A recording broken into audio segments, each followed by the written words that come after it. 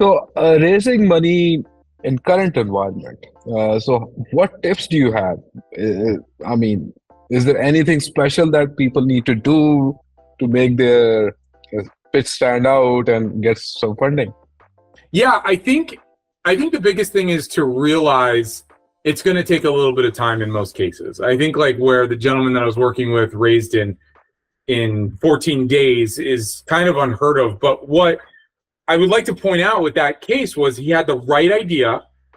He communicated it in the right way to the right people. And that's really the three pieces. So when you're putting out your deck, you're looking to build a large list of lead investors that invest in the space you're in, and know that it's just going to take time. There's going to be a process.